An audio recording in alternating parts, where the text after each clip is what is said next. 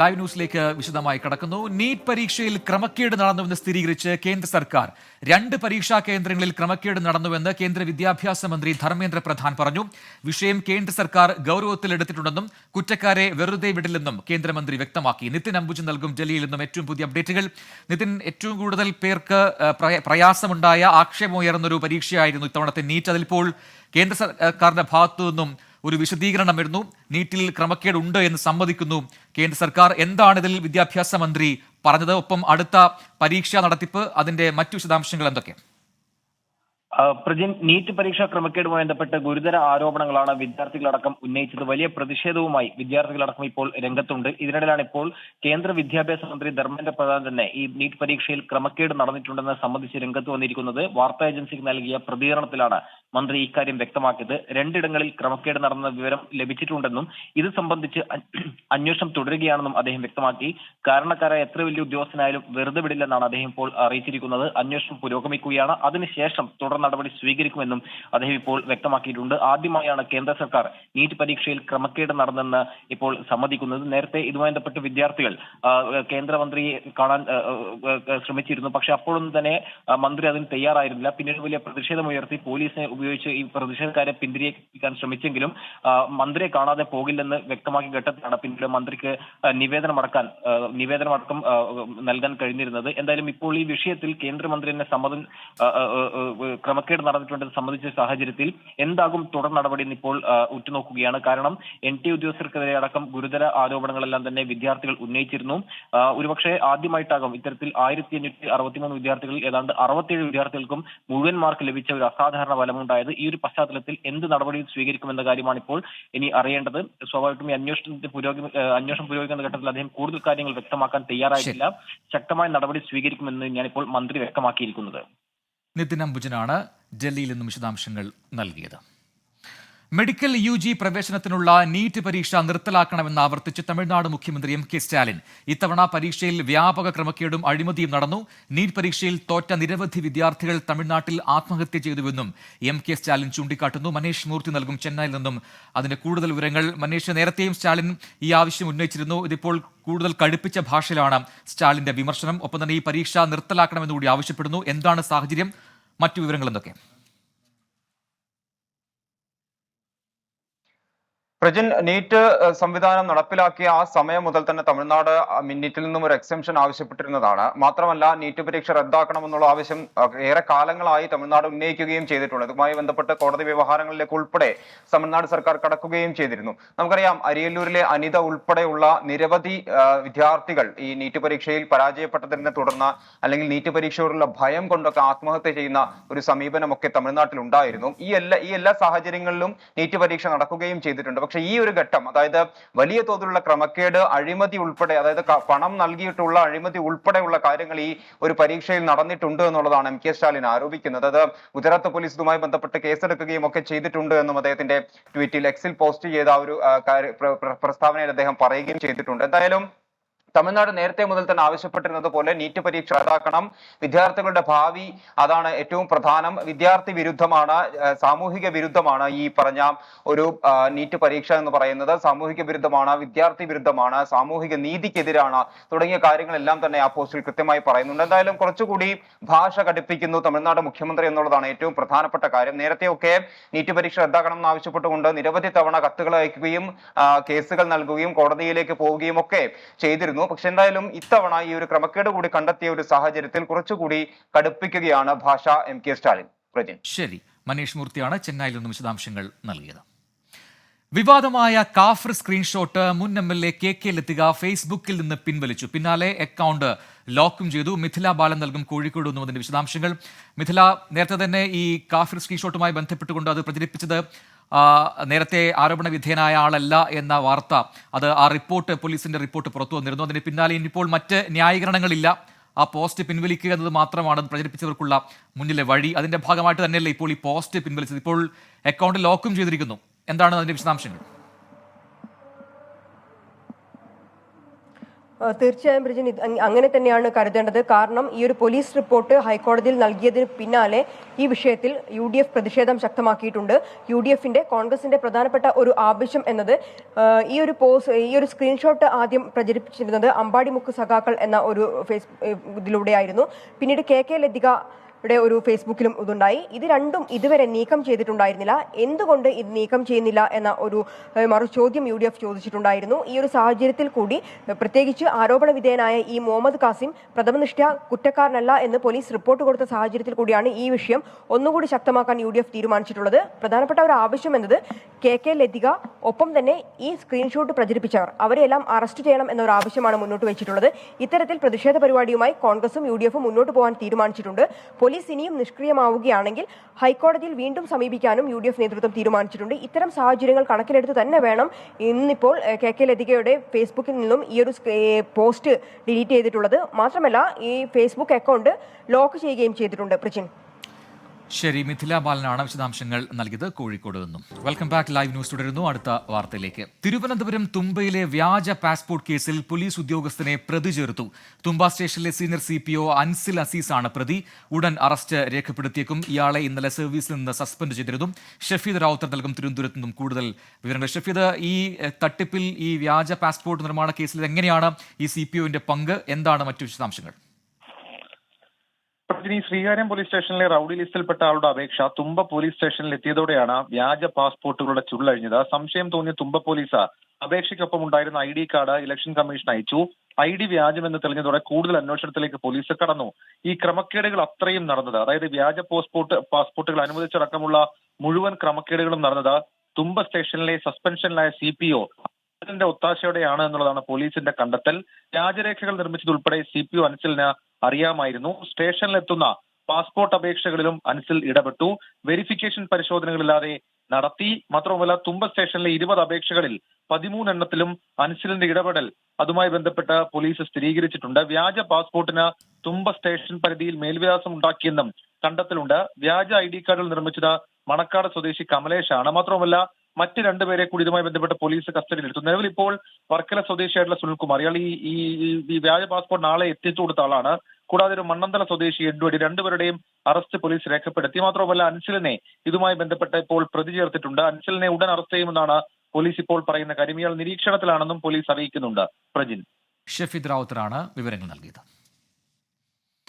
ഇനി ഇടുക്കിയിലേക്കാണ്. ഇടുക്കി പൈനാവിൽ മരുമകൻ ഭാര്യാമാതാവിനെ കൊല്ലാൻ ശ്രമിച്ചത് ഭാര്യ വിവാഹമോചനം ആവശ്യപ്പെട്ടതിന്റെ വൈരാഗ്യത്തിൽ. ഇടുക്കി പൈനാവ് 56 കോളനിയിൽ കൊച്ചുമലയിൽ അന്നക്കുട്ടി, മകൻ പ്രിൻസ് എന്നിവരുടെ വീടുകൾക്ക് കഴിഞ്ഞ ദിവസമാണ് നിരപ്പിൽ സന്തോഷ് തീവച്ചത്. ഭാര്യ പ്രിൻസി വിദേശത്തേക്ക് പോയതും സന്തോഷിനെ പ്രകോപിപ്പിച്ചെന്ന് ഇടുക്കി SP TK വിഷ്ണുപ്രദീപ് പറഞ്ഞു. ഇത് കാരണം കുടുംബ പ്രശ്നങ്ങളാണ്. ഇതിലെ പ്രതിയുടെ ഭാര്യയെ വിദേശത്ത് ജോലിക്ക് അയച്ചിട്ടുള്ള വിരോധം മൂലം ജൂൺ 5-ന് ഈ പ്രതി ഭാര്യ വീട്ടുകാരുടെ വീട്ടിൽ കയറി അതിക്രമം കാണിക്കുകയും കൊല്ലാനുള്ള ദേഷ്യത്തോട് ഇൻറ്റൻഷനോടി വന്നിട്ട് പെട്രോൾ ഒഴിച്ച് കത്തിക്കുന്നൊരു ഇൻസിഡൻറ്റ് ഉണ്ടായിരുന്നു. അതിന് പേരിൽ നമ്മൾ 307 വെച്ചിട്ട് കേസ് രജിസ്റ്റർ ചെയ്തതാണ്. അതിനെ തുടർന്ന് പ്രതി തമിഴ്നാട്ടിൽ ഒളിവിൽ താമസിക്കുകയായിരുന്നു. പോലീസ് അന്വേഷണം നടത്തി വരികയായിരുന്നു. ഇന്നലെ വീണ്ടും പ്രതി ഈ വീട്ടിലോട്ട് വന്നിട്ട് പെട്രോൾ ഒഴിച്ചിട്ട് വീട് കത്തിച്ചൊരു ഇൻസിഡൻറ്റ് ഉണ്ടായിട്ടുണ്ട്. തുടർന്ന് പ്രതി തമിഴ്നാട്ടിൽ വീണ്ടും ഒളിവിൽ പോകുന്നതായിട്ടുള്ള രഹസ്യവിവരം ലഭിച്ചതിനെ തുടർന്ന് തേനി പോലീസുമായിട്ട് ബന്ധപ്പെട്ടിട്ടാണ് പ്രതി നമ്മൾ കസ്റ്റഡിയിലെടുത്തിട്ടുള്ളത്. രാഹുൽ വിജയൻ ചേരുന്നുണ്ട് ഇടുക്കിയിൽ നിന്നും കൂടുതൽ വിവരങ്ങളുമായി. രാഹുൽ, ഈ കേസുമായി ബന്ധപ്പെട്ടുകൊണ്ട് ഇപ്പോൾ പോലീസിന്റെ ഭാഗത്തുനിന്നും അതിന് വിശദീകരണം വന്നിട്ടുണ്ട്. എന്താണ് യഥാർത്ഥത്തിൽ സംഭവം എന്ന് പോലീസ് പറയുന്നു. ഇതിൽ ഈ 307 കൂടാതെ മറ്റെന്തെങ്കിലും ഏതൊക്കെ വകുപ്പുകളാണ് ഇപ്പോൾ ചുമത്തിയിരിക്കുന്നത്? സന്തോഷ് ഇപ്പോൾ പോലീസിന്റെ കസ്റ്റഡിയിലാണല്ലോ. വിവരങ്ങൾ. പ്രജന, ഇതിൽ ഏറ്റവും പ്രധാനപ്പെട്ട കാര്യം ഈ സന്തോഷിന്റെ ഭാര്യ പ്രിൻസ് വിദേശത്തേക്ക് പോയത് സന്തോഷിന്റെ സമ്മതമില്ലാതെയായിരുന്നു. ഇതിന് പിന്നാലെ വലിയ തരത്തിലുള്ള പ്രശ്നം ഈ സന്തോഷിന്റെ ഭാര്യയുടെ അമ്മയുമായി നിലനിന്നിരുന്നു. അതിന്റെ പശ്ചാത്തലത്തിൽ അല്ലെങ്കിൽ അതേ തുടർന്നുണ്ടായ വാക്കുതർക്കവും പ്രശ്നവും ഒക്കെയാണ് ആദ്യത്തെ കൊലപാതക ശ്രമം. അതായത് ജൂൺ 5-ാം തീയതി പെട്രോൾ ഒഴിച്ച് അന്നക്കുട്ടിയെയും അതുപോലെ തന്നെ 2 വയസ്സുകാരിയായ പെൺകുട്ടിയെയും കൊലപ്പെടുത്താൻ വേണ്ടി സന്തോഷ് ശ്രമിച്ചിരുന്നു. അത് ഈ പ്രശ്നങ്ങളുടെയൊക്കെ തുടർച്ചയായിട്ടായിരുന്നു. പിന്നീട് ഇയാൾ ഒളിവിൽ പോയിരിക്കുകയായിരുന്നു. തമിഴ്നാട്ടിലാണ് ഒളിവിൽ കഴിഞ്ഞിരുന്നതെന്ന് പോലീസ് പറയുന്നുണ്ട്. ഇയാളെ പിടികൂടാൻ വേണ്ടി പരമാവധി ശ്രമിച്ചതാണ്, പക്ഷെ അന്ന് സാധിച്ചില്ല എന്നുള്ള കാര്യവും പോലീസ് പറയുന്നുണ്ട്. ഇതിനിടയിൽ ഈ അന്നക്കുട്ടിക്ക് പരിക്ക് ഭേദമായി തിരികെ വീട്ടിലെത്തി കാണുമെന്ന് പറഞ്ഞുകൊണ്ടാണ്, അല്ലെങ്കിൽ അങ്ങനെ കരുതിക്കൊണ്ടാണ് ഇന്നലെ വീണ്ടും ഈ പ്രതിയായിട്ടുള്ള സന്തോഷ് ഇവർ താമസിച്ചിരുന്ന വീട്ടിലേക്ക് വരുന്നത്. ഈ അന്നക്കുട്ടി അത്യാഹിത വലിയ ഗുരുതര പരിക്കോടുകൂടി അവിടെ അത്യാഹിത വിഭാഗത്തിൽ ചികിത്സയിലാണ് എന്നുള്ള കാര്യം സത്യത്തിൽ ഇയാൾക്ക് അറിയില്ലായിരുന്നു എന്നുള്ളതാണ് പറയുന്നത്. തിരികെ ആശുപത്രി വിട്ട് വീട്ടിൽ വന്നിട്ടുണ്ടാകും. അങ്ങനെയെങ്കിൽ വീണ്ടും വകവരുത്താം എന്നുള്ള രീതിയിലാണ് ഇന്ന് പുലർച്ചയോടുകൂടി വീണ്ടും ഈ വീടുകൾക്ക് തീ വെച്ചതെന്നും പോലീസ് പറയുന്നുണ്ട്. നിലവിലിപ്പോൾ എന്തായാലും അറസ്റ്റ് രേഖപ്പെടുത്തുന്ന നടപടിയിലേക്ക് പോലീസ് നീങ്ങിയിട്ടുണ്ട്. അതിനുശേഷം കോടതിയിൽ ഹാജരാക്കും. തുടർന്ന് കസ്റ്റഡിയിൽ മേടിച്ച് അതിനുശേഷമായിരിക്കും തെളിവെടുപ്പ് ഉൾപ്പെടെ ഉണ്ടാവുക. കാരണം ഒരു വലിയൊരു തരത്തിലുള്ള ആളുകളുടെ പ്രതിഷേധം ആ മേഖലയിൽ നിലനിൽക്കുന്നുണ്ട്. അതുകൊണ്ട് തന്നെ കൂടുതൽ സുരക്ഷയോടുകൂടി മാത്രമായിരിക്കും ഇയാളെ അങ്ങോട്ടേക്ക് തെളിവെടുപ്പിന് ഉൾപ്പെടെ കൊണ്ടുപോവുകയും ചെയ്യുക. രാഹുൽ വിജയനാണ് വിശദാംശങ്ങൾ നൽകിയത്. നേരത്തെ EVM അഥവാ ഇലക്ട്രോണിക് വോട്ടിംഗ് മെഷീനുകൾ സുരക്ഷിതമല്ല എന്ന രീതിയിലുള്ള ഒരു പ്രതികരണം ഇലോൺ മസ്കിന്റെ ഭാഗത്തുനിന്നുണ്ടായിരുന്നു. അതിൽ പുതിയ പ്രതികരണങ്ങൾ വന്നുകൊണ്ടിരിക്കുന്നു. ഇലോൺ മസ്കിന്റെ ആശങ്കയ്ക്ക് ഇന്ത്യയിൽ സ്ഥാനമില്ല എന്നാണ് മുൻ കേന്ദ്രമന്ത്രി രാജീവ് ചന്ദ്രശേഖർ പറഞ്ഞത്. ഇന്ത്യയിലെ EVMകൾ സുരക്ഷിതമാണ്, വേണമെങ്കിൽ ട്യൂട്ടോറിയൽ നടത്താൻ സന്തോഷമുണ്ടെന്നും രാജീവ് ചന്ദ്രശേഖർ പ്രതികരിച്ചു. ബൽറാം നെടുങ്ങാടി നൽകും ഡൽഹിയിൽ നിന്നും അതിന്റെ വിശദാംശങ്ങൾ. ബൽറാം, ഇലോൺ മസ്കിന്റെ നേരത്തെ ഉള്ള പരാമർശം, അതിലിപ്പോൾ പ്രതികരണങ്ങൾ വന്നുകൊണ്ടിരിക്കുന്നു. ഇന്ത്യയിൽ നിന്നുള്ള ആദ്യ പ്രതികരണം എന്ന് വിശേഷിപ്പിക്കാൻ പറ്റുമോ മുൻ കേന്ദ്രമന്ത്രിയുടെ ഈ പ്രതികരണത്തെ? എന്താണ് രാജീവ് ചന്ദ്രശേഖർ പറയുന്നത്? പ്രജിൻ, പ്യൂബർട്ടോ റിക്കോയിലെ പ്രൈമറി തെരഞ്ഞെടുപ്പുകളിൽ വോട്ടിംഗ് യന്ത്രങ്ങളിൽ വ്യാപകമായി ക്രമക്കേട് കണ്ടെത്തിയ പശ്ചാത്തലത്തിലാണ് ഇലോൺ മസ്ക് EVMകൾ അട്ടിമറി നടത്താൻ സാധ്യതയുണ്ട് എന്നും മനുഷ്യർക്കോ ആർട്ടിഫിഷ്യൽ ഇന്റലിജൻസിനോ EVMകൾ ഹാക്ക് ചെയ്യാനായേക്കുമെന്നുള്ള സംശയം പ്രകടിപ്പിച്ചത്. ഇതിന് മറുപടിയുമായാണ് മുൻ കേന്ദ്ര സഹമന്ത്രി രാജീവ് ചന്ദ്രശേഖർ രംഗത്തെത്തിയത്. EVMകൾ ഇന്ത്യയിലേതുപോലെ ശരിയായ രീതിയിൽ നടപ്പാക്കിയാൽ അവയിൽ അട്ടിമറി നടത്താൻ കഴിയില്ല എന്നാണ് അദ്ദേഹത്തിന്റെ മറുപടി എന്നുള്ളത്. EVM ട്യൂട്ടോറിയൽ നടത്താൻ സന്തോഷമുണ്ട് എന്നും അദ്ദേഹം മറുപടി നൽകിയിട്ടുണ്ട്. എന്നാൽ എന്തും ഹാക്ക് ചെയ്യാമെന്നാണ് ഇലോൺ മസ്ക് ഇക്കാര്യത്തിൽ വിശദീകരണം നൽകിയത്. അതേസമയം തന്നെ രാജീവ് ചന്ദ്രശേഖർ ഈ കാര്യത്തിൽ വിയോജിക്കാൻ അവകാശമുണ്ട് എല്ലാവർക്കും എന്നുള്ള ഒരു മറുപടിയാണ് നൽകിയിരിക്കുന്നത്. അതായത് ഇന്ത്യയിലെ EVMകൾ ഒരു തരത്തിലും മനുഷ്യർക്കോ അല്ലെങ്കിൽ മറ്റ് സാങ്കേതിക വിദ്യകൾ ഉപയോഗിച്ചോ ഹാക്ക് ചെയ്യാനാകില്ല എന്നുള്ള വിശദീകരണമാണ് രാജീവ് ചന്ദ്രശേഖർ നൽകുന്നത്. ബൽറാം നെടുങ്ങാടിയാണ് ഡൽഹിയിൽ നിന്ന് വിശദാംശങ്ങൾ നൽകിയത്. കോയമ്പത്തൂർ മധുക്കരയിൽ മലയാളി യുവാക്കളെ ആക്രമിച്ച കേസിൽ 4 പേർ കസ്റ്റഡിയിൽ. പാലക്കാട് ചിറ്റൂർ സ്വദേശികളാണ് പിടിയിലായത്. ഇവർ സഞ്ചരിച്ച വാഹനങ്ങളും പോലീസ് കസ്റ്റഡിയിലെടുത്തു. എസ് ശ്യാംകുമാർ നൽകും കൊച്ചിയിൽ നിന്ന് അതിന്റെ വിശദാംശങ്ങൾ. ശ്യാം, വിവരങ്ങൾ. ഇന്ന് ഉച്ചയോടുകൂടിയാണ് ഈ മലയാളി യുവാക്കൾ ആക്രമിക്കപ്പെട്ട സംഭവം നമ്മൾ ആദ്യം പുറത്തുവിടുന്നത്. ഇതിനുശേഷം ഈ സംഭവവുമായി ബന്ധപ്പെട്ട ആദ്യ നടപടി ഉണ്ടാകുന്നത് ആലുവ റൂറൽ SP ഭാഗത്ത് നിന്നാണ്. ഈ കേസിൽ പരാതിയുമായി കുന്നത്തുനാട് സ്റ്റേഷനിലെത്തിയ ഈ യുവാക്കളോട് പോലീസ് ആവശ്യപ്പെട്ടത് തങ്ങൾ ഇതിൽ എന്ത് ചെയ്യണം എന്നുള്ളതായിരുന്നു. ഏതായാലും കുന്നത്തുനാട് പോലീസിനോട് കേസന്വേഷണം നടത്താനും മേൽനോട്ട ചുമതല സ്പെഷ്യൽ ബ്രാഞ്ച് DYSP നവാസിനോട് ഏറ്റെടുക്കാനുമായി SP ആവശ്യപ്പെട്ടിട്ടുണ്ട്. ഇക്കാര്യം റൂറൽ SP യുവാക്കളെ അറിയിക്കുകയും ചെയ്തിട്ടുണ്ട്. ഈ കേസിൽ ഏറ്റവും പ്രധാനപ്പെട്ട കാര്യം അക്രമികൾ എത്തിയത് 4 വാഹനങ്ങളിലായിരുന്നു എന്നുള്ളതും അത് പാലക്കാട് രജിസ്ട്രേഷൻ വാഹനങ്ങളായിരുന്നു എന്നുള്ളതും ആ യുവാക്കൾ തന്നെ പറഞ്ഞിരുന്നു. ആ ദൃശ്യങ്ങളിലും പ്രതികളുടെ ചിത്രങ്ങൾ കാണാമായിരുന്നു. കോയമ്പത്തൂർ മധുക്കര പോലീസ് ഇപ്പോൾ ഈ കേസിൽ 4 പേരെ, ചിറ്റൂർ സ്വദേശികളായ 4 പേരെ കസ്റ്റഡിയിലെടുത്തിരിക്കുന്നു എന്നുള്ള വിവരം പുറത്തു വരുന്നു. കേസിൽ 2 പേരെ കൂടി കിട്ടാനുണ്ട്. വാഹനങ്ങൾ ഉൾപ്പെടെയാണ് കസ്റ്റഡിയിലെടുത്തിരിക്കുന്നത്. ഹൈവേയിലൂടെ സഞ്ചരിക്കുന്ന സമയത്താണ് ഈ യുവാക്കളുടെ വാഹനം തടഞ്ഞു നിർത്തുകയും അക്രമികൾ വാഹനം തല്ലി തകർക്കുകയും ചെയ്തിരുന്നത്.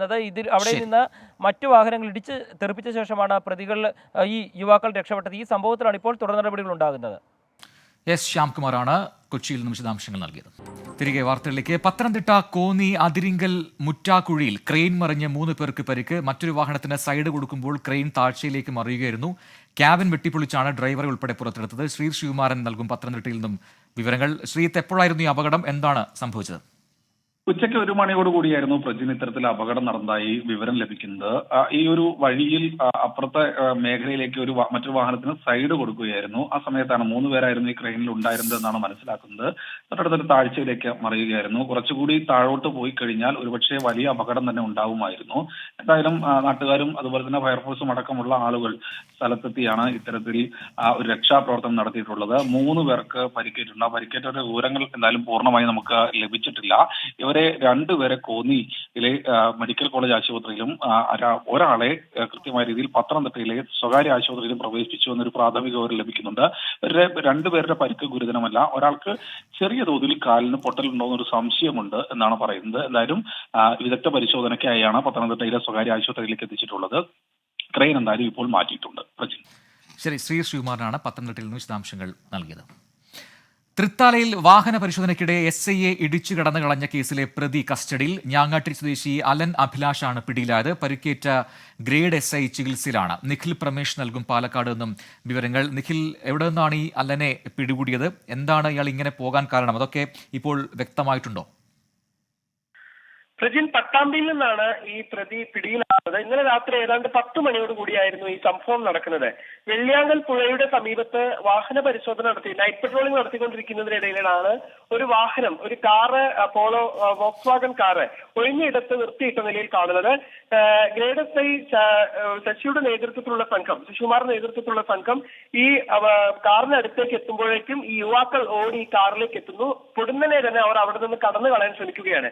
ഇതിനിടയിലാണ് പുറകിലുണ്ടായിരുന്ന ശശികുമാറിനെ ഈ കാർ ഇടിക്കുകയും അദ്ദേഹം വീണുപോവുകയും ചെയ്തത്. ഇദ്ദേഹത്തിന് പരിക്ക് പറ്റിയെന്ന് തിരിച്ചറിഞ്ഞിട്ടും ഈ യുവാക്കൾ കാർ നിർത്താതെ രക്ഷപ്പെടുകയായിരുന്നു. അദ്ദേഹത്തിന് കൈക്കും കാലിനും മുഖത്തിനും പരിക്കേൽക്കുകയും കുന്നംകുളത്തെ സ്വകാര്യ ആശുപത്രിയിൽ അദ്ദേഹത്തെ പ്രവേശിപ്പിക്കുകയും ചെയ്തിരുന്നു. തുടർന്ന് ഈ കാറിന്റെ നമ്പർ കേന്ദ്രീകരിച്ചുകൊണ്ട് പോലീസ് നടത്തിയ അന്വേഷണത്തിലാണ് ഞാങ്ങാട്ടിരി സ്വദേശി അഭിലാഷിന്റെ ഇതാണ് ഈ കാർ എന്ന് മനസ്സിലാകുന്നത്. ഈ സമയം കാർ ഓടിച്ചിരുന്നത് അഭിലാഷിന്റെ മകൻ അലനായിരുന്നു. 19-കാരനാണ് അലൻ. ഈ സംഭവവുമായി ബന്ധപ്പെട്ടിപ്പോൾ ഈ അലനെ പിടികൂടിയിരിക്കുകയാണ് പോലീസ്. അലൻ പോലീസിന്റെ കസ്റ്റഡിയിലാണ്. അല്പസമയത്തിനകം അലന്റെ അറസ്റ്റ് പോലീസ് രേഖപ്പെടുത്തുമെന്നുള്ളതാണ് മനസ്സിലാക്കാൻ കഴിയുന്നത്.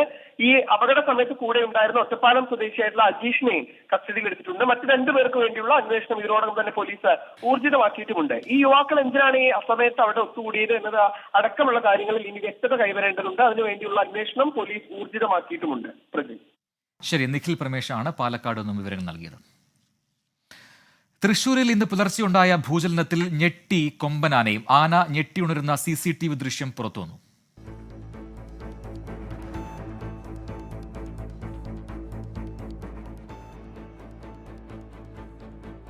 അശ്വിൻ പാലാഴി ചേരുന്നുണ്ട് തൃശ്ശൂരിൽ നിന്നും കൂടുതൽ വിവരങ്ങളുമായി. അശ്വിൻ, ആദ്യം ഉണ്ടായത് 3.1 തീവ്രത രേഖപ്പെടുത്തിയ ഭൂചലനമാണ്. ഇന്ന് പുലർച്ചെ 2.9. അങ്ങനെ തുടർചലനങ്ങൾ ഉണ്ടാവുന്നുണ്ട്. അതിൽ എന്തെങ്കിലും വിശദീകരണം അധികൃതർ നൽകുന്നുണ്ടോ? എന്താണ് തൃശ്ശൂരിലെയും പരിസര പ്രദേശങ്ങളിലെയും ഒക്കെ അവസ്ഥ?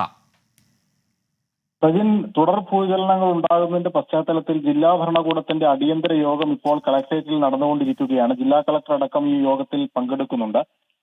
ഇനി തുടർ ദിവസങ്ങളിൽ നാളെ തുടർചലനങ്ങൾ ഉണ്ടാകുമെന്നുള്ളൊരു മുന്നറിയിപ്പ് ദുരന്ത നിവാരണ അതോറിറ്റി നൽകുകയും ചെയ്തിരുന്നു. ഇന്നലെ 3.1 ആണെങ്കിൽ ഇന്ന് അതിൽ നിന്നും കുറഞ്ഞ രേഖപ്പെടുത്തലാണ് റിക്ടർ സ്കെയിലിൽ ഉണ്ടായത്. 2.9 മാത്രമാണ് ഉണ്ടായത്. കുന്നംകുളം മേഖലയിലാണ് പ്രധാനമായും ഇത് അനുഭവപ്പെട്ടത്. കുന്നംകുളത്തു നിന്നുള്ള CCTV ദൃശ്യമാണ് ഇപ്പോൾ പുറത്തു വന്നിരിക്കുന്നത്. ഈ ഭൂചലനത്തിന് ഏതാനും നിമിഷങ്ങൾ മുമ്പ്, അത് അനുഭവപ്പെടുന്നതിന് മുമ്പാണ് ഈ ആന, കിടന്നുറങ്ങിയിരുന്ന ആന ഞെട്ടി ഉണർന്ന് ചിഹ്നം വിളിക്കുന്നതായുള്ള CCTV ദൃശ്യങ്ങൾ പുറത്തു വന്നിരിക്കുന്നത്. കുന്നംകുളത്തുള്ള പാറന്നൂർ നന്ദൻ എന്ന ആനയുടെ ദൃശ്യങ്ങളാണ് പുറത്തു വന്നിരിക്കുന്നത്. ആ മേഖലയിലാണ് വീടുകളിൽ വിള്ളൽ അനുഭവപ്പെട്ടതും അതടക്കമുള്ള നാശനഷ്ടങ്ങൾ ഉണ്ടായതുമെല്ലാം കുന്നംകുളം മേഖലയിലാണ്. എന്താണ് തുടർ ദിവസങ്ങളിൽ ചെയ്യാനിരിക്കുന്ന മുൻകരുതൽ നടപടികൾ എന്നടക്കമുള്ള കാര്യങ്ങൾ ഇന്നത്തെ അവലോകന യോഗത്തിന് ശേഷം അല്പസമയത്തിനുള്ളിൽ തന്നെ പുറത്തു വരും. എന്തായാലും നാളെ ഉൾപ്പെടെയുള്ള ദിവസങ്ങളിലും മുന്നറിയിപ്പ് നൽകിയിട്ടുണ്ട്. തുടർചലനങ്ങൾ ഉണ്ടാകും എന്നുള്ള കാര്യത്തിൽ. ശരി, ആ ജാഗ്രതാ നിർദ്ദേശമാണ് ആ പ്രദേശങ്ങളിൽ ഇപ്പോൾ നൽകിയിരിക്കുന്നത് അധികൃതർ. അശ്വിൻ പാലാഴിയാണ് വിശദാംശങ്ങൾ നൽകിയത്. തെരഞ്ഞെടുപ്പ് തോൽവിയിൽ പാർട്ടിയിൽ തിരുത്തലുകൾ വേണമെന്ന് മുൻമന്ത്രിയും CPIM കേന്ദ്ര കമ്മിറ്റി അംഗവുമായ doctor T M Thomas Isaac. ജനങ്ങളെ കേൾക്കാൻ പാർട്ടി തയ്യാറാകണം. ജനങ്ങൾക്ക് ലഭിക്കേണ്ട ആനുകൂല്യങ്ങൾ പലതും കിട്ടിയിട്ടില്ല. സൈബർ ഗ്രൂപ്പിലെ ഇടപെടലുകൾ വിപരീത ഫലമുണ്ടാക്കുന്നുവെന്നും ടി എം തോമസ് ഐസക് കുറ്റപ്പെടുത്തി. സോഷ്യൽ മീഡിയയിൽ എന്തുമാകാം എന്ന സ്ഥിതി മാറണമെന്നും തോമസ് ഐസക് പറഞ്ഞു. എന്തുകൊണ്ടാണ് ഇങ്ങനെ ഒരു എലിയനേഷൻ വന്നത്? പാർട്ടി പ്രവർത്തകരുടെ ഒരു പെരുമാറ്റ ശൈലി അത് തൃപ്തികരമല്ലതാണ്. അഴിമതി സംബന്ധിച്ചിട്ടുള്ള പല ആക്ഷേപങ്ങൾ വന്നിട്ടുണ്ട്. അതിലുള്ള ദേഷ്യമാണ്. സർക്കാരിൻ്റെ പ്രവർത്തനങ്ങളോടുള്ള വലിയ അനിഷ്ടമാണ്. തങ്ങൾക്ക് കിട്ടുന്ന ആനുകൂല്യങ്ങൾ കിട്ടാതെ വന്നപ്പോൾ ഉണ്ടായ ദേഷ്യം അതിൻ്റെ ഒന്നാണ്. അവരെങ്ങനെയാണ് ഇതുവരെ കൂടെ നിന്ന സ്ഥലത്ത് നിന്ന് മാറിയത്? ഇതൊക്കെ തുറന്ന് പരിശോധിക്കേണ്ടി വരും. ജനങ്ങളോട് വർത്തമാനം പറയേണ്ടി വരും. അല്ലാതെ പാർട്ടിക്കുള്ളിൽ മാത്രം ചർച്ച ചെയ്ത് തീരുമാനിക്കാനുള്ള കാര്യങ്ങളല്ല. ശ്രീ ശിവകുമാരൻ പത്തനംതിട്ടയിൽ നിന്നും കൂടുതൽ വിവരങ്ങളുമായി ചെയ്യുന്നുണ്ട്. ശ്രീത്ത്, ഈ തോൽവി സംബന്ധിച്ച് CPM-ൽ കാര്യമായ ചർച്ചകൾ നടക്കുന്നുണ്ടോ? എന്താണ് doctor T M Thomas Isaac പറഞ്ഞത്? പാർട്ടി കൃത്യമായി ഇതിനെ വിലയിരുത്തണം, പഠിക്കണം എന്നൊക്കെയുള്ള വിമർശനങ്ങൾ അല്ലെങ്കിൽ അത്തരം അഭിപ്രായങ്ങൾ നേരത്തെ പാർട്ടി സെക്രട്ടറി നടത്തിയതാണ്. ഇപ്പോൾ അധികമായി എന്താണ് കേന്ദ്ര കമ്മിറ്റി അംഗം പറഞ്ഞത്? മുഖ്യമന്ത്രി പിണറായി വിജയനും അതുപോലെ തന്നെ അദ്ദേഹത്തിനോട് അടുപ്പമുള്ള ആളുകൾ, LDF കൺവീനറും അടക്കം ഉള്ള ആളുകൾ പറഞ്ഞു വെക്കുന്നത് കൃത്യമായി ഈ തെരഞ്ഞെടുപ്പ് തോൽവിയുടെ ഉത്തരവാദിത്വം സംസ്ഥാന സർക്കാരിനല്ല, ഒരു ഭരണവിരുദ്ധ തരംഗം സംസ്ഥാനത്ത് അടിച്ചിട്ടില്ല, 2019 സമാനമായ സാഹചര്യം മാത്രമായിരുന്നു ഉണ്ടായിരുന്നത് എന്നൊരു വാദമായിരുന്നു ഉയർത്തുന്നത്. എന്തായാലും അതല്ല നടന്നത്. അതിൽ എന്തെങ്കിലുമൊക്കെ ഇത്തരത്തിൽ ഭരണവിരുദ്ധ വികാരം അലയടിച്ചിട്ടുണ്ട് എന്നൊരു സൂചന തന്നെയാണ് നൽകുന്നത്. അതിൽ എടുത്തു പറയുന്നതാണ് പാർട്ടി ജനങ്ങളുടേതാണ്, അല്ലാതെ പാർട്ടിക്കാരുടേതല്ല എന്ന് തോമസ് ഐസക് പറയുന്നു. എല്ലാം കേൾക്കണം, ജനങ്ങളെയാണ് കേൾക്കേണ്ടത്. ജനങ്ങൾ പറയുന്നത് പലപ്പോഴും പാർട്ടിക്ക് ചില അംഗീകരിക്കാൻ പറ്റാത്ത കാര്യങ്ങൾ ഉണ്ടാകും ചിലപ്പോൾ, പക്ഷേ അത് പൂർണ്ണമായി അവരെ കേൾക്കാനെങ്കിലും തയ്യാറാകണം. എന്നാൽ മാത്രമേ ജനങ്ങൾ തങ്ങളോടൊപ്പം നിൽക്കുകയുള്ളൂ. അടിസ്ഥാന ജനവിഭാഗത്തിൻ്റെതടക്കം പല അനുഭാവ ഗ്രൂപ്പുകളിലുള്ള വോട്ടുകളും ഇത്തവണ പാർട്ടിയിൽ നിന്ന് അകന്നുപോയി. അതെന്തുകൊണ്ടാണെന്ന് പരിശോധിക്കണം. സംവാദങ്ങൾ വേണം, ജനങ്ങളെ കേട്ടുകൊണ്ട്. കേവലം പാർട്ടിക്കകത്ത് ചർച്ചകൾ മാത്രമല്ല, ജനങ്ങളെ കേട്ടുകൊണ്ട് പുറത്തു നിന്ന് സംവാദം കൂടി വേണമെന്ന് തോമസ് ഐസക് പറഞ്ഞു വെക്കുമ്പോൾ അത് കൃത്യമായി പാർട്ടിക്കുള്ളിൽ ഈ വിഷയത്തിൽ ഒരു ഭിന്നാഭിപ്രായമുണ്ട് എന്ന കാര്യത്തിൽ യാതൊരു തർക്കവുമില്ല. കൂടാതെ സൈബർ സഖാക്കൾക്കും കൃത്യമായ മുന്നറിയിപ്പ് നൽകുന്നുണ്ട്. ഉപയോഗിക്കുന്ന ഭാഷ കൃത്യമാകണം, അല്ലെങ്കിൽ ജനങ്ങൾ പാർട്ടിയിൽ നിന്ന് അകലുമെന്ന മുന്നറിയിപ്പാണ് തോമസ് ഐസക് നൽകുന്നത്. ശ്രീകുമാറിനാണ് പത്തനംതിട്ടയിൽ നിന്നും വിശദാംശങ്ങൾ നൽകിയത്. ഇതോടെ ലൈവ് ന്യൂസ് പൂർത്തിയാവുന്നു.